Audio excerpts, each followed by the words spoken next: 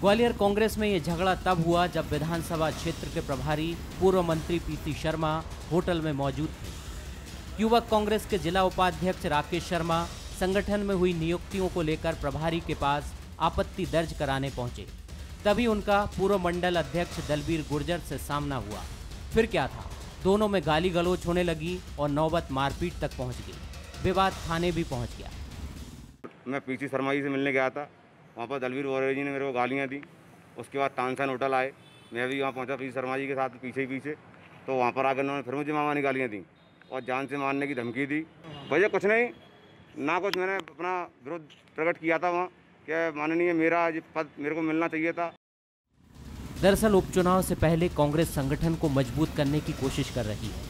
ग्वालियर चंबल में पूर्व CM Digvijay Singh, doctor Govind Singh, KP Singh और दूसरे बड़े नेताओं की सिफारिशों पर नियुक्तियां हुई हैं। लेकिन अब आवाज़ उठ रही है कि कुछ ऐसे चेहरों को भी पार्टी में पदाधिकारी बना दिया गया जिनका पार्टी में कोई वजूद नहीं। शिकायतें इतनी ज़्यादा आईं कि पीसीसी चीफ कमलनाथ को फिलहाल नई नियुक्तियों पर रोक लगाना पड़ा। ठीक है कि जो अच्छा परफॉर्म करेंगे, जिनके क्षेत्रों में अच्छा परफॉर्मेंस होगी, उन सबको पार्टी के पद चाहे प्रदेश लेवल के हों चाहे डिस्ट्रिक्ट लेवल दिए जाएंगे। ये मैं समझता हूँ कि आदरणीय अध्यक्ष कांग्रेस के कमलनाथ जी की मान्यता है। उधर कांग्रेस के झगड़े को लेकर ताक में रहने वाली बीजेपी इस सिर्फ फुटबॉल पर चुटकी लेने से नहीं चूकी। ऐसी कांग्रेस पार्टी का क्या मतलब है जिसमें 150 तो उपाध्यक्ष हैं, 250 महामंत्री हैं और 300 के लगभग मंत्री हैं। ऐसी आपने कार्यकारिणी जंबो देखी नहीं होगी। जब जिसको ज़रूरत पड़ती है उसको एक पत्र भेज देते हैं। इनको पता चलता है कि फलाना आदमी भाजपा में जा सकता है, उसी को प्रदेश का मंत्री बना देते हैं, उपाध्यक्ष बना देते हैं। बीजेपी भी कलह से अछूती नहीं है, लेकिन आखिर कांग्रेस कब संभलेगी? गुटबाजी के कारण ही सत्ता में वापसी करने में लंबा वक्त लगा। जब सत्ता मिली तो 15 महीने में ही हाथ से चली गई। एक बार फिर उपचुनाव में कांग्रेस के पास बड़ा मौका है, लेकिन सवाल यही है, आखिर उपचुनाव से पहले कलह के कल्चर से बाहर निकल पाएगी कांग्रेस? नमस्कार, मैं हूं शरद द्विवेदी और हमारा आज का मुद्दा है कांग्रेस में क्लैश। उपचुनाव वाली सीटों को लेकर कांग्रेस ने संगठन में ताबड़तोड़ नियुक्तियां की।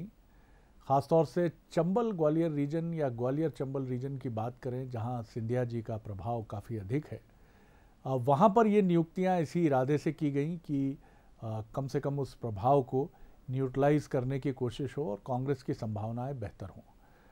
लेकिन कांग्रेस एक आंदोलन की पार्टी है, वो बीजेपी से पूरी तरह इस मायने में भिन्न है। बीजेपी जहां एक कार्डर बेस पार्टी है, जहां अनुशासन बहुत महत्वपूर्ण हो जाता है। ऐसा नहीं है कि अनुशासन कांग्रेस में महत्वपूर्ण नहीं है, लेकिन कांग्रेस एक आंदोलन की पार्टी है जहां अपने नेताओं के खिलाफ बोलना, मुखालिफत करना और बैठकों में खड़े होकर, आपने और हमने देखा है 2018 और उसके बाद भी कि दीपक बावरिया जो उस समय के प्रभारी थे मुकुल वासनिक जी के पहले, उनकी बैठकें लेने के दौरान कांग्रेस के विधायक और तमाम नेता कई बार बहुत तीखे शब्दों में अपनी बात रखते थे। तो ये कांग्रेस का स्वभाव है, लेकिन इस स्वभाव ने कांग्रेस को बीते समय में बहुत नुकसान पहुंचाया। और ग्वालियर की ये घटना, जो ये छोटी ज़रूर है, ऐसा नहीं है कि ये कोई बहुत ऐसी बड़ी घटना है जो कांग्रेस के लिए बहुत चिंता का विषय बन सकती है, लेकिन इतना ज़रूर है कि छोटी छोटी चीज़ें बड़ी हो जाती हैं और बड़ी होने के बाद वो कांग्रेस को ही नुकसान पहुंचाती हैं। आज इसी अहम मसले पर हम बात करेंगे। जो मेहमान हमारे साथ हैं उनसे मुलाकात कर लीजिए। हमारे साथ हैं विष्णु खत्री जी, बीजेपी के युवा विधायक हमारे साथ रहेंगे, उनका मैं बहुत स्वागत करता हूं जी। बहुत धन्यवाद खत्री साहब। हमारे साथ हैं योगेश यादव जी, जो प्रदेश उपाध्यक्ष हैं कांग्रेस के। प्रवक्ता का धर्म तो वो निभाते ही हैं और सेवा दल के पूर्व प्रदेश अध्यक्ष भी हैं, इसलिए अनुशासन के महत्व को वो बहुत अच्छे से समझते हैं। एक बहुत संजीदा राजनेता है और गांभीर्य के साथ पीड़ा अपने भीतर रखना पसंद करते हैं, लेकिन पार्टी के लिए जो उनके कमिटमेंट का भाव है उसको प्रणाम है। और ग्वालियर से हमारे संवाददाता जुड़ रहे हैं प्रहलाद सेन, उनका मैं बहुत स्वागत करता हूं। और पहली टिप्पणी लेकर प्रहलाद से, एजेंडा सेट करने वाली टिप्पणी प्रहलाद जी की होगी। प्रहलाद जी, किस तरह से आप देख रहे हैं कि ग्वालियर चंबल रीजन में कांग्रेस की जो कोशिशें हैं, कोशिशें एकता की, कोशिशें नियुक्तियां करके अपनी ताकत बढ़ाने की, ये जो घटना हुई, मैं इसको किसी बड़ी घटना के तौर पे नहीं देखता, लेकिन ये चिंता की लकीरें ज़रूर खींच सकती है अगर ये छोटा स्वरूप आगे बढ़कर बड़ा बड़ा बड़ा और बड़ा बड़ा होता चला गया। किस तरह आप देखते हैं कांग्रेस की कोशिशों को ग्वालियर में और ख़ासतौर से उसकी यूनिटी और उसके प्रभाव को? जी जी बिल्कुल बिल्कुल शरद जी, आपने ठीक कहा कि जिस तरीके से ये जो घटना हुई है, हालांकि है तो बहुत मामूली, लेकिन चिंता बढ़ाती है और ये दर्शाती है कि किस तरीके से कांग्रेस में अनुशासन नहीं है, क्योंकि तमाम प्रयासों के बावजूद अनुशासन का पाठ पढ़ाया जाता है कार्यकर्ताओं को, लेकिन वे अपने ही नेता के सामने ये सब भूल जाते हैं। और हुआ भी यही कि पीसी शर्मा जो ग्वालियर पूर्व विधानसभा क्षेत्र के प्रभारी हैं, उन्हें ग्वालियर पूर्व की बैठक करनी थी और कार्यकर्ताओं से उनकी समस्याएं सुननी थी, उनसे रायशुमारी करनी थी, लेकिन तभी उस दौरान वहां के कुछ नेता आपस में झगड़ जाते हैं। नौबत यहां तक आ जाती है कि दोनों को थाने पहुंचना पड़ता है और थाने में शिकायत होती है। लेकिन इन सब के बीच यहां परेशानी यही है कि कांग्रेस में जो तमाम प्रयास हो रहे हैं संगठन को एकजुट करने के, जो ताबड़तोड़ नियुक्तियां हो रही हैं कि कैसे सिंधिया का मुकाबला किया जाए, कैसे उस बीजेपी का मुकाबला किया जाए जहां अनुशासन सब कुछ है, जहां पर आरएसएस की एक सीख किसी भी ऐसे नेता को चुप कर देती है जो बगावती। जी शरद जी। अरे सर, आप पूरी बात तो कर लेते और आप जिस रोशनी में खड़ी हैं ये बड़ी खतरनाक टाइप की रोशनी है, थोड़ा बचिए इस तरह की रोशनी से। इसमें आपका चेहरा, हम बात कर रहे हैं कांग्रेस की यूनिटी की और आप पूरे बैगनी रोशनी में नहाए हुए हैं। किस तरह का माहौल है वहाँ, अगर मैं कांग्रेस की बात करूँ और आपकी जवाब लूँ उससे पहले माफ़ी के साथ वरिष्ठ पत्रकार और युवा पत्रकार और बेबाकी से अपनी बात कहने वाले हर्षवर्धन जी भी हमारे साथ जुड़ गए हैं। हर्षवर्धन प्रकाश जी, उनका भी मैं स्वागत करता हूं। जी बोलिए, वहाँ किस तरह की कोशिशें हैं कांग्रेस की एकता की? बहुत संक्षेप में, 30 सेकंड है आपके पास। प्रहलाद जी। जी जी जी, तमाम सारी कोशिशें हैं, लगातार प्रयास किए जा रहे हैं, लेकिन वो अभी तक नाकाफी साबित हो रहे हैं, क्योंकि सारा का सारा जो दारोमदार है वो कमलनाथ के ऊपर है। हर एक छोटी बड़ी घटना की नज़र रखी जा रही है। एक प्रवक्ता की तैनाती यहाँ पर की गई है जो एक एक सूचना कमलनाथ जी को पहुँचा रहे हैं, लेकिन बावजूद इसके संगठन का जो ढांचा है, जो अनुशासन है, वो पाठ नहीं पढ़ा पा रहा उन कार्यकर्ताओं को जो पार्टी का इस तरीके से। जी जी, धन्यवाद, बहुत धन्यवाद करता हूं और रोशनी का ख्याल रखें सर। चलिए मैं टिप्पणी लेता हूं हर्षवर्धन जी की और उसके बाद फिर कांग्रेस के साथी और फिर विष्णु जी की तरफ चलूंगा। जी हर्षवर्धन जी, क्या कहेंगे आप पूरे मामले पर? घटना छोटी ज़रूर है लेकिन देखन में छोटन लगे घाव करे गंभीर, कांग्रेस के लिए ये मुसीबत का सबब बनती हैं चीज़ें। जी, किस तरह देखते हैं आप हर्षवर्धन जी? सर। जी जी, बिल्कुल आपने सही कहा कि सत्ता जाने की कसक और कलह का फिर से उभर के आना, ये कहीं न कहीं इसी की पृष्ठभूमि में ये पूरी घटना सामने आई है। और सबसे बड़ा सवाल शरद जी आज की तारीख में यही है कि ग्वालियर चंबल में जहां पे सिंधिया परिवार के रहते दूसरे कांग्रेस नेता का उतना बड़ा वर्चस्व नहीं बन पाया, सिंधिया विहीन कांग्रेस क्या ग्वालियर चंबल में अपना दमखम साबित कर पाएगी? सिंधिया के जाने के बाद ग्वालियर चंबल में डॉक्टर गोविंद सिंह को एक बड़ा विकल्प माना गया, लेकिन मुझे लगता है कि सिंधिया का जो मकाम है वहां तक पहुंचने के लिए उनको अभी काफ़ी मेहनत करनी पड़ेगी। जिस किस्म से पूरे संगठन में सिंधिया के लोग वहां काबिज थे, सिंधिया के कहे मुताबिक वहां नियुक्तियां होती थी, उसके बाद लोग चले गए भाजपा में, कुछ लोग रह गए।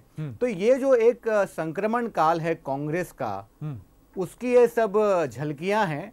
और ग्वालियर चंबल जैसा महत्वपूर्ण इलाका जो कि कांग्रेस का राजनीतिक भविष्य भी तय करेगा, मध्य प्रदेश के चुनाव जो चुनाव होने वाले हैं उसमें, इस लिहाज से ये संकेत कोई बहुत अच्छे तो नहीं कहे जा सकते। शरद जी, संकेत अच्छे नहीं हैं, क्या कहेंगे यादव साहब? आप बहुत संजीदगी से आप कांग्रेस की राजनीति के बहुत सारे महत्वपूर्ण अध्यायों के साक्षी रहे हैं और ये लक्षण अच्छा नहीं है कि आप इस तरह की एक शुरुआत कर रहे हैं और उस ग्वालियर चंबल रीजन से जो मध्य प्रदेश में पानीपत की लड़ाई की तरह खासतौर से ग्वालियर चंबल रीजन माना जा रहा है। जी योगेश जी। देखिए शरद जी, कांग्रेस में जो ग्वालियर और चंबल संभाग में जो अभी कांग्रेस के हमारे कार्यकर्ता हैं या पदाधिकारी हैं, ये नेता है, ये निश्चय ही अभिनंदित करने वाले हमारे कार्यकर्ता हैं। और जैसा कि आपने कहा कि कांग्रेस एक आंदोलन है, आज कांग्रेस पब्लिक के लिए, जनता के लिए एक आंदोलन के रूप में अभी आगामी उपचुनाव को फेस करने जा रही है। तो जिसमें ये ग्वालियर चंबल संभाग के हमारे कार्यकर्ता, इनकी भूमिका बड़ी महत्वपूर्ण भूमिका है और मैं इनको अभिनंदन इसलिए कहता हूँ, अभिनंदन करता हूँ कि इनके त्याग और बलिदान में कहीं लालच नहीं छिपा हुआ है। जिनके साथ लालच था, जिनके साथ पद दौलतता थी, जिनके साथ सत्ता की चाशनी नजर आ रही थी, वो चले गए। ये तो हमारे वो कलदार लोग हैं कि जो निश्चित खनकते हैं। अब जब कलदार खनकता है तो थोड़ी बहुत खनखनाहट विपरीत स्थिति में पहुंच जाती है, लेकिन उसको कांग्रेस की संपूर्ण राजनीति का एक आपसी अंतरकला नहीं मानना चाहिए। एक छोटी सी घटना हुई थी, हमारे दोनों कांग्रेस के कार्यकर्ता बहुत महत्वपूर्ण है, आपसी समझाइश हो गई पीसी भाई शर्मा जी के साथ, और ऐसी कोई अंतरकला नहीं है। ग्वालियर और चंबल संभाग में जो कांग्रेस का कार्यकर्ता है वो संकल्पित है और एक समझ के साथ, एक उत्साह के साथ कांग्रेस को कायम कर रहा है, क्योंकि ये कांग्रेस पार्टी एक समंदर की मानिंद विशाल पार्टी है। तो इसमें हिचकोले तो आते रहते हैं, लेकिन इसका ये मतलब नहीं कि समंदर के अस्तित्व पर प्रश्न चिन्ह हो जाए। बड़ी आशावादी साथी, हमारे भाई दोनों ने गले मिले हैं और आपस हो गया है। ऐसी कोई बड़ी बात नहीं है कि बहुत बड़ी इसको घटना के रूप में लिया जाए और पूरे कांग्रेस के लोग वहां मिलकर कार्य करें। चलिए, बड़ी आशावादी टिप्पणी आपने की है कि कलदार तो आप ही के पास हैं, शुभकामनाएं उसके लिए आपको। विष्णु खत्री जी, पार्टी का विषय आपका नहीं है, आपकी प्रतिपक्षी पार्टी का है, और लेकिन चुनावी जंग में जितना आप अपनी अंदरूनी चीज़ों को लेकर सजग रहते हैं, उतना बाहर वाली पार्टी जो आपकी प्रतिद्वंदी पार्टी है उसको भी देखकर सतर्क रहना ही पड़ता है।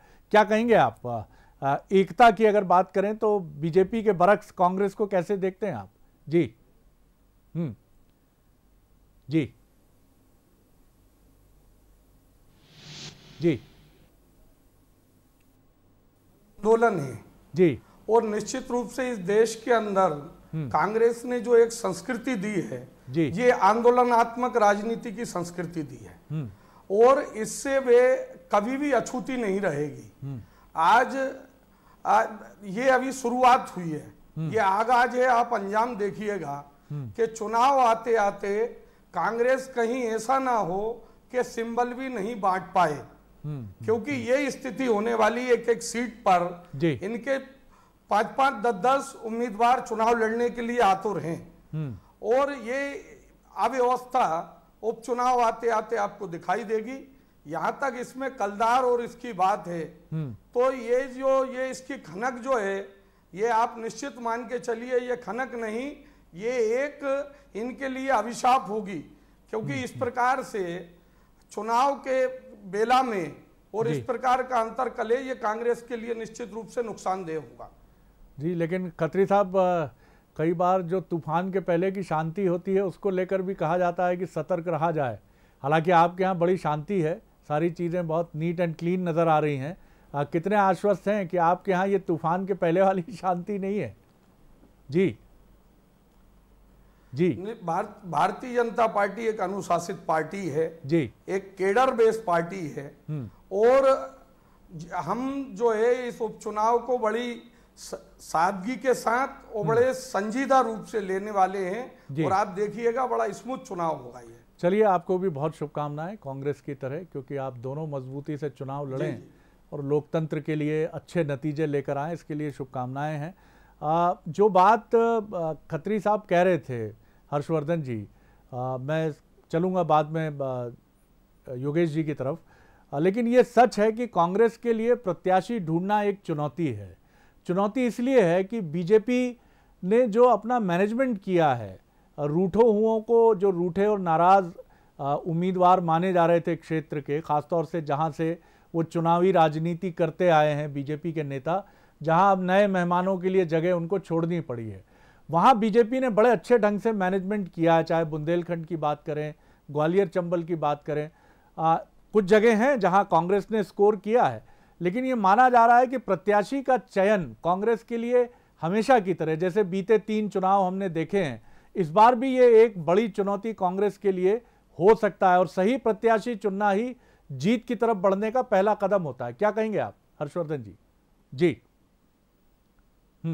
जी बिल्कुल सही कहा आपने, इसमें कोई संदेह नहीं कहने में कि चुनावी मैनेजमेंट में भाजपा ने कांग्रेस पे एक बड़ी बढ़त बना ली है जी। कांग्रेस तो अभी जो रण छोड़ के जा रहे हैं, उसके साथ जो लोग खड़े थे वो युद्ध का मैदान छोड़ के भाजपा के पाले में जा रहे हैं जी। इससे पहले कि शंखनाद होता उससे पहले ही जा रहे हैं। तो कांग्रेस तो अभी उन झटकों से ही उबर नहीं पाई है। वो मैनेजमेंट कब करेगी, उसकी धुकधुकी ये लगी है कि साहब और कौन सा लोग जो है जाने वाले हैं वहां पे हमारे। तो ये मैनेजमेंट में पिछड़ रहे हैं। दूसरी ओर भाजपा के पास जो सिंधिया खेमे के लोग दल बदल करके उसके खेमे में आए हैं, उनको टिकट देने का मामला पक्का है। उसको कोई बहुत ज्यादा सोचना विचारना नहीं है, टिकट तो स्वाभाविक उनको मिलेगा ही मिलेगा। तो कांग्रेस के पास चेहरों का अकाल है और मुझे ये लगता है कि कांग्रेस का कार्यकर्ता सत्ता जाने के बाद जिस तरीके से उसको फील्ड में आके अपनी बात कहनी चाहिए थी वो नहीं कह पा रहा है। हालांकि बहुत बड़ा हाथ जो लॉकडाउन है उसका भी रहा, बहुत सारी पॉलिटिकल एक्टिविटीज पे प्रतिबंध लगा हुआ है, आप लोगों को जुटा नहीं सकते, आप जुलूस रैली नहीं कर सकते, लेकिन फिर भी सोशल मीडिया पे भी आप जिस किस्म से अपनी बात कह सकते थे वो मौका भी कहीं न कहीं कांग्रेस गंवाती दिखाई दे रही है। इसलिए चुनावी प्रबंधन के संदर्भ में भाजपा अभी आगे दिखाई दे रही है। योगेश जी, ये एक बड़ी चुनौती तो है आपके लिए कि प्रत्याशी का ठीक चयन, आप भले ही ये दावा कर लें कि सहानुभूति की लहर आपके पक्ष में है या आप ये दावा कर लें कि आपके साथ विश्वासघात हुआ है, लेकिन आपको चेहरा तो ऐसा देना पड़ेगा ही कि जनता जिस पर भरोसा करे और माने कि ये व्यक्ति हमारी नुमाइंदगी बेहतर तरीके से करेगा। और उन परिस्थितियों में ये सवाल और बड़ा हो जाता है जब आपके बड़ी संख्या में जो विधायक हैं उन्होंने दल बदल भी किया है और पार्टी को छोड़ा है, तब ये सवाल और बड़ा होता है कि जनता जानना चाहेगी कि कितना क्रेडिबल और भरोसेमंद चेहरा है कांग्रेस के इस प्रत्याशी का। जी देखिए शरद जी, भारतीय जनता पार्टी के पास करने के लिए अभी कुछ है ही। ये जो आपको सुव्यवस्थित नजर आ रहा है, इसको कह सकते हैं हम कि राख से ढकी हुई अंदर की चिंगारियां हैं। मैं आपसे पूछना चाहता हूं कि जिस पार्टी को के पास कैंडिडेट ही नहीं है, कांग्रेस के आयातित कैंडिडेट को उन्होंने अपना उम्मीदवार बनाया है, तो उनके वहां तो अकाल ग्रसित पार्टी है भारतीय जनता पार्टी, इसलिए उनको कांग्रेस के विधायकों की आवश्यकता पड़ी। आज उनके पास होता तो वो कुछ कर लेते, इसलिए आपको सुव्यवस्थित नजर आ रहा है। मैं आपसे पूछना चाहता हूं कि यदि भारतीय जनता पार्टी सुव्यवस्थित और कैडर बेस्ड पार्टी है तो अपने कैंडिडेट खड़े करती, कांग्रेस के उम्मीदवारों की क्यों आवश्यकता महसूस हो रही है? और इतनी आवश्यकता महसूस हो रही है कि अभी भी बाज की तरह उनकी निगाहें हैं कि कहीं से भी झपट कर हम प्रजातंत्र के मूल्यों को ध्वस्त करें, और ये सिलसिला कवायद जारी है। मैं कांग्रेस को एक समंदर वाली पार्टी इसलिए कहता हूं कि जनाधार वाली पार्टी है। जनाधार के पास बहुत सारे प्रत्याशी होते हैं, बहुत सारे लोग होते हैं, और जब विचार विमर्श होता है तो कभी अपवाद भी होते हैं, कभी विचार अविचार में जाता है, कभी अपवाद में जाता है, कभी किसी के असहमति बनती, कभी सहमति बनती है। मैं पूछना चाहता हूं, भारतीय जनता पार्टी से मेरा प्रश्न है कि आपको मंत्रिमंडल बनाने में आपके मुख्यमंत्री जी को इतने पसीने क्यों आए?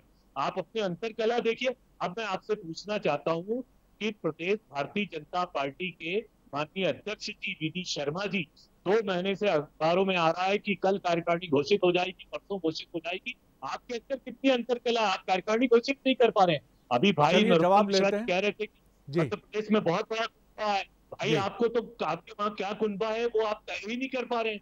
तो भारतीय जनता पार्टी को अपने गिरबान में देखना चाहिए। खत्री साहब कुछ सवाल खड़े किए हैं आपके साथी ने। कांग्रेस आंदोलन जनता के लिए आंदोलन। जी जी जी जी देखिए, भारतीय जनता पार्टी अपने, चाहे वो मंत्रिमंडल का विषय हो जी या प्रदेश कार्य समिति की घोषणा का विषय हो, समय रहते करेगी। और मंत्रिमंडल भी बना है, इस प्रदेश की जनता ने उसको देखा है। अब प्रदेश कार्य समिति भी निश्चित रूप से बनेगी और समय रहते बनेगी। या पूरा प्रदेश कोरोना जैसी महामारी से देश और प्रदेश पूरा जूझ रहा है, और ऐसे समय में हम इसको के कार्यकारिणी, भारतीय जनता पार्टी का अपना एक संविधान है और उसके अनुरूप भारतीय जनता पार्टी अपनी नियुक्तियां करती है। ये कांग्रेस जैसा नहीं कि 100 उपाध्यक्ष, 50 महासचिव, और ये भारतीय जनता पार्टी का यदि जिले की भी कार्य समिति बनती है तो उसके अंदर यदि 3 महामंत्री बनना है तो 3 बनेंगे, 6 उपाध्यक्ष बनना है तो 6 बनेंगे, और 6 मंत्री बनना है तो 6 मंत्री बनेंगे। ये तो अभी नरोत्तम जी कह रहे थे इस न्यूज के प्रारंभ में कि जिसको मन चाहा उसको लेटर दे दिया।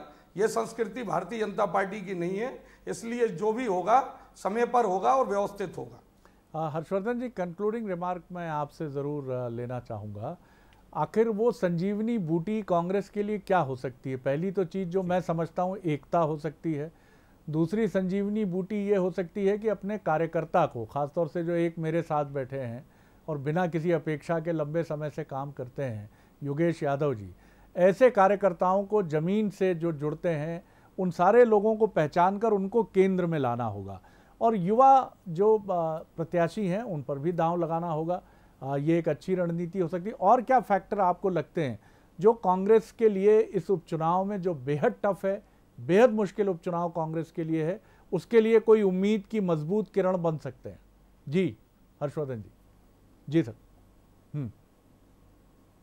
जी शरद जी, कांग्रेस के लिए आगामी उपचुनावों में सबसे बड़ा मुद्दा विश्वासघात का रहने वाला है कि भाजपा ने एक तरीके से पाला बदल करवा के आरोप लगा रही कांग्रेस लगाएगी कि जनता के साथ विश्वासघात किया और कहीं न कहीं एक गलत नज़ीर लोकतंत्र में पेश की। लेकिन हम ये देखते हैं कि कांग्रेस की ऐतिहासिक समस्या, हम कह लें मध्य प्रदेश में, गुटी राजनीति रही है।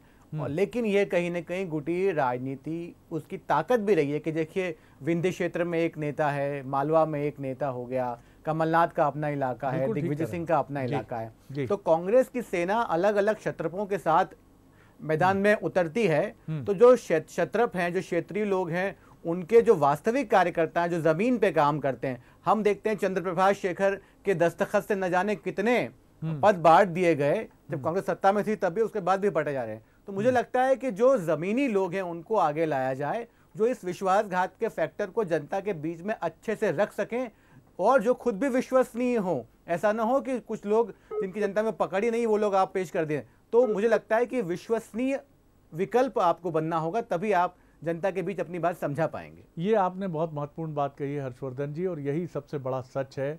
आपने जिन लोगों पर दांव लगाया था 2018 में, उनमें से एक बड़ी संख्या में लोग इस समय कांग्रेस का हिस्सा नहीं है, और ये चूक, अगर आप इसे बीजेपी को जिम्मेदार मानते हैं तो ये एक चुनावी राजनीति है और कोई धर्मक्षेत्र नहीं है। आप ये अपेक्षा कैसे रख सकते हैं एक चुनावी राजनीति की लड़ाई में कि आपकी किसी तथाकथित कमजोरी या सत्ता की खींचतान में विपक्षी आपकी कमजोरियों का फ़ायदा नहीं उठाएगा? वो उठाया बीजेपी ने। और अब आपको ये समझना होगा कि ऐसे भरोसेमंद और विश्वसनीय चेहरे जिनकी भरमार अभी भी कांग्रेस में है, आप अगर उनको लाते हैं तो शायद एक चुनाव में सफलता ना मिले, लेकिन आने वाले चुनाव के लिए आपकी रोपणी बड़े मजबूत तरीके से तैयार होगी। और इतिहास गवाह है कि जिसने भविष्य के लिए पौधे रोपे हैं उनके पेड़ लहलहाते रहे हैं पीढ़ी दर पीढ़ी। शायद आज कांग्रेस को इसी चीज़ की सबसे ज़्यादा ज़रूरत है। आप तीनों पैनलिस्ट का बहुत बहुत धन्यवाद। बने रहिए बंसल न्यूज़ पर। आगे देखिए छत्तीसगढ़ आज का मुद्दा, मंडावी हत्याकांड पर राजनीति कोर्ट्स में। नमस्कार।